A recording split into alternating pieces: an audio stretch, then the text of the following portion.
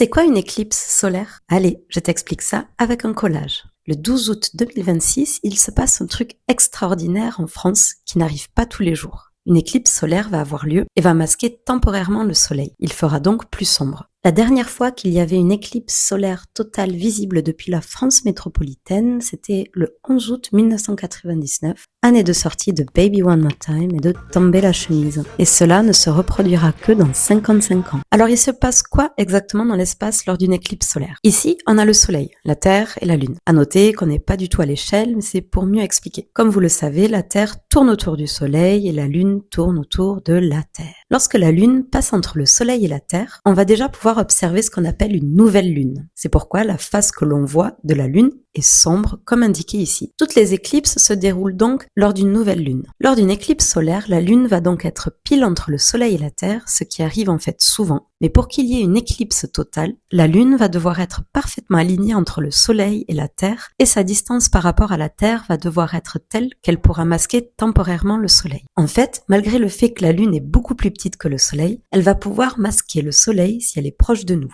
Voici un exemple un peu plus parlant. Admettons que ma tête c'est le soleil et le rond noir c'est la lune. Plus je rapproche la lune de l'objectif, qui représente la Terre, plus elle va paraître grande à vos yeux et va pouvoir masquer le soleil. Ce sont donc cet alignement et cette distance de la lune par rapport à la Terre qui va donner lieu à une éclipse et qui va donc donner lieu à une zone d'ombre sur une zone spécifique de la Terre. Il existe des éclipses totales, mais aussi annulaires, lorsqu'on voit quand même le contour du soleil car la lune ne masque pas complètement le soleil, et des éclipses partielles. Sur Terre, l'éclipse pourra paraître totale pour certains, alors que pour d'autres, il y aura seulement de la pénombre. Dans le cas de l'éclipse qui va avoir lieu en août, la zone d'ombre d'éclipse dite totale se situe au nord de l'Espagne et va s'étendre vers le nord, comme vous pouvez le voir sur ce schéma de l'Observatoire de Paris. En France, elle ne sera donc pas totale, mais elle sera très visible, notamment dans le sud-ouest. Pour observer ce phénomène, pensez à vous acheter des lunettes pour protéger vos yeux. Bisous!